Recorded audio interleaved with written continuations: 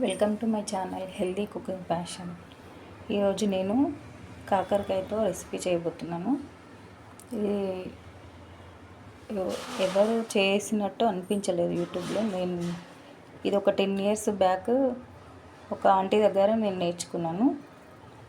అప్పుడు చాలా సార్లు చేశాను, ఈ మధ్యలో చేయలేను. ఇప్పుడు యూట్యూబ్లో పెట్టాలని చేస్తున్నాను ఈ రెసిపీ. మీరు కూడా చేసుకోవాలని. ఇది చాలా బాగుంటుంది. ఇది నిల్వ కూడా ఉంటుంది. 1 month 2 months వరకు ఫ్రిడ్జ్లో ఉంటుంది. 2 months వరకు అయినా ఉంటుంది. చాలా బాగుంటుంది. ఇంగ్రీడియంట్స్ కూడా తక్కువ ఇంగ్రీడియంట్స్తో మంచి రెసిపీ, హెల్తీ రెసిపీ. కాకరకాయ మంచిది కదా.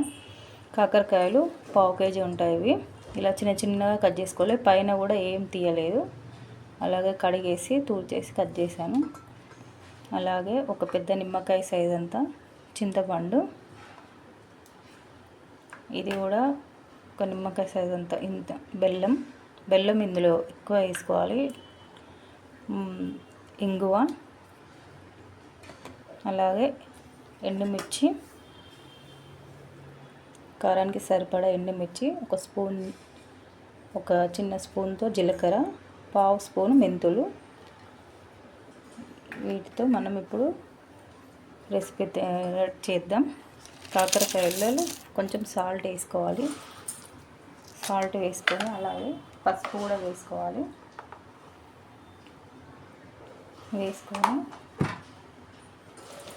వీటిని ఇలా కలిపి ఒక 1/2 hour ఇలాగ పక్కకు పెడితే దీంట్లో కొంచెం వాటర్ వచ్చేస్తాయి. వాటర్ వచ్చాక బాగా ఇలా అనుకుంటూ పిండితే వాటర్ అంతా వచ్చేసాక వాటర్ తీసేసి ఇది పిండుకొని ఇవి తీసుకోవాలి కాకరకాయలు. ఇది ఒక 1/2 hour పక్కకు పెడదాం. మీద స్టవ్ వెలిగించుకొని కడాయి పెట్టుకున్నాను. కొద్దిగా ఆయిల్ వేసుకోవాలి. ఎండుమిర్చి అన్నీ ఫ్రై చేసుకోవడానికి ఒక చిన్న స్పూన్ అంత ఆయిల్ వేసుకొని అందులోకి ఇవన్నీ వేసేసి వేయించుకుందాం.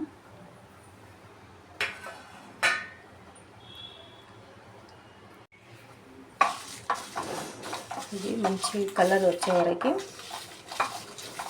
పోయి సిమ్లో పెట్టుకొని వేయించుకోవాలి. మాడనివ్వద్దు, మాడితే టేస్ట్ మారుతుంది.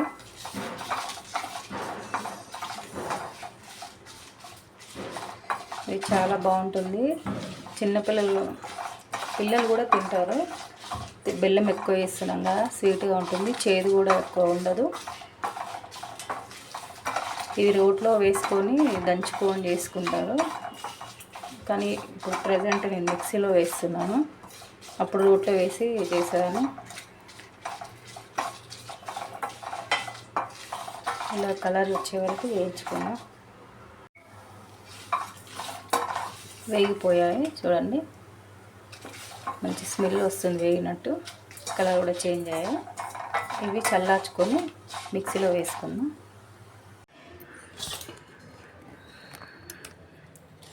ఇలా పిండేసి ఇలా రసం వచ్చేసింది.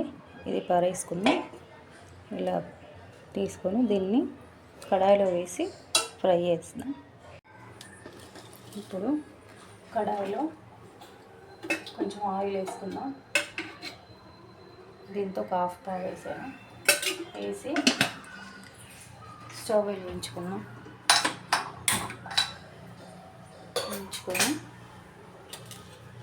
ఇవి ఇందులో వేసుకుందాం.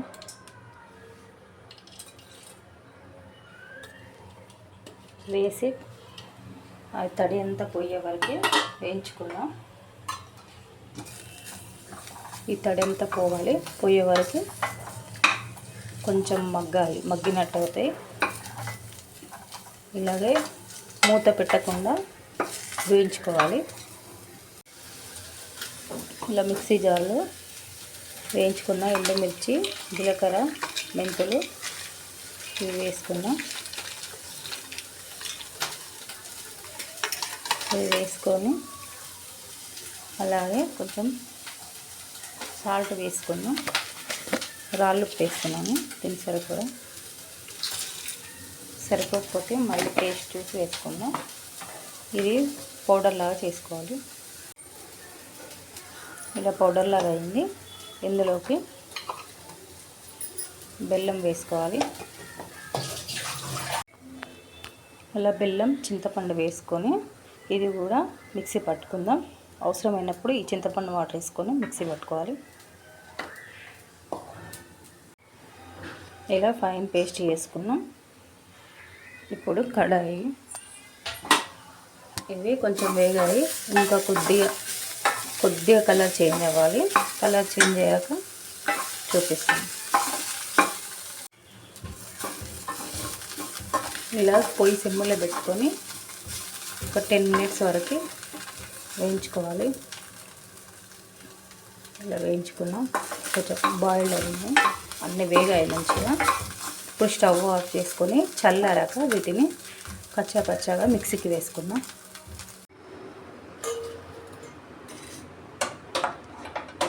ఇందులోనే ఇవి వేసేసుకొని మొత్తం వేసుకొని కొంచెం కచ్చాపచ్చాగా మిక్సీ వేసుకుందాం.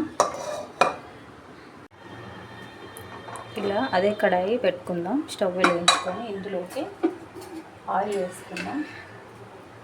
దీంతో 3 పావులు వేస్తున్నాను. ఇంత ముందుకు కొద్దిగా వేసి వేపాను. ఇప్పుడు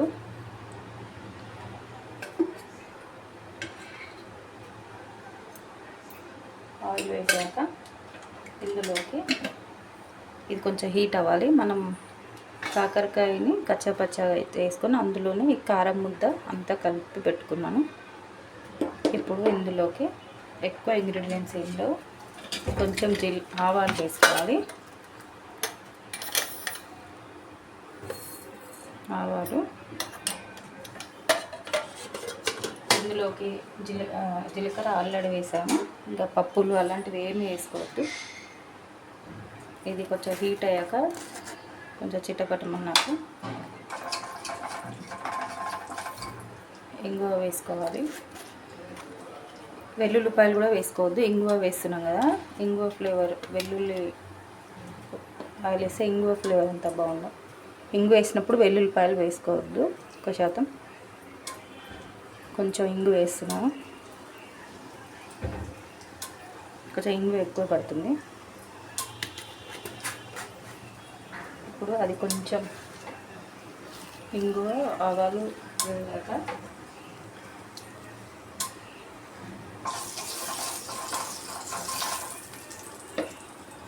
కొంచెం వేగాక కరివేపాకు వేసుకున్నాం. ఒక గుప్పడు కరివేపాకు వేస్తున్నాను.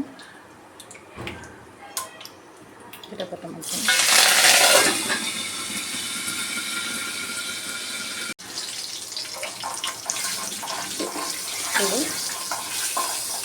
ఇది మొత్తం అందులో వేసి కలుపుకోవాలి.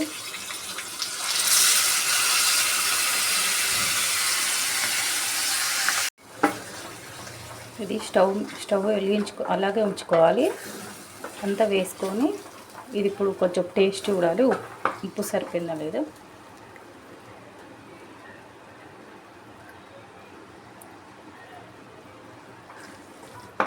సరిపోయింది. కొంచెం తక్కువే తింటాం మేము, మీకు సరిపడా వేసుకోండి ఉప్పు. కారం అయితే సరిపోయింది. ఇది కొంచెం ఆయిల్ బయటకు వచ్చే వరకు, ఇట్లా సైడ్కి ఆయిల్ వచ్చే వరకు కొంచెం మగ్గించుకోవాలి. బెల్లం, చింతపండు అవి పచ్చి వేసాం కదా, అవన్నీ ఇట్లా బాయిల్ అవ్వాలి. చూడండి ఆయిల్ వస్తుంది, ఇలా ఆయిల్ సపరేట్ అవుతుంది చూడండి. ఆయిల్ ఇది బెల్లం కూడా ఇలా పాకంలాగా జిగుట ఇలా అవుతుంది. ఆ టైంలో స్టవ్ ఆఫ్ చేసుకోండి. చల్లారాక సర్వ్ చేసుకుందాం. పచ్చడి రెడీ అయింది. ఒక గాజు సీసాలో స్టోర్ చేసుకున్నా. ఇప్పుడు ఇది కలిపి చూపిస్తాను. వేడివేడి అన్నం, ఇందులో కొంచెం నెయ్యి వేసుకొని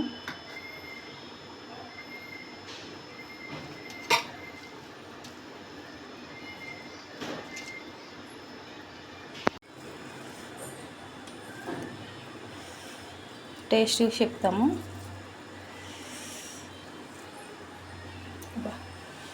సూపర్.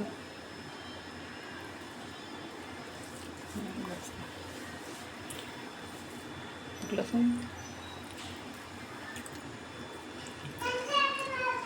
సూపర్ ఉంది. స్వీట్గా, కారంగా, చేదు ఎక్కువ లేదు, కొంచెం చిరు చేదు ఉంది. ఈ మాత్రం చేదు ఉంటుంది, కాకరకాయ తత్వమే అది. చేదు కంపల్సరీ, ఏ రెసిపీ ఎంత మంచి చేసినా కొద్దిగా చిరు చేదు ఉంటుంది, కానీ టేస్ట్ మాత్రం బాగుంది. మీరు ఈ రెసిపీ కంపల్సరీ ట్రై చేయండి, ఒక్కసారైనా ట్రై చేయండి, చాలా బాగుంటుంది. మీరు ఒకసారి వేసుకున్నారంటే మళ్ళీ మళ్ళీ వేసుకుంటారు, అంత బాగుంది టేస్ట్. ఈ రెసిపీ, ఈ వీడియో ఎలా అనిపించిందో కామెంట్ బాక్స్లో కామెంట్ పెట్టండి. లైక్ చేయండి, షేర్ చేయండి, సబ్స్క్రైబ్ చేసుకోండి. Bye friends.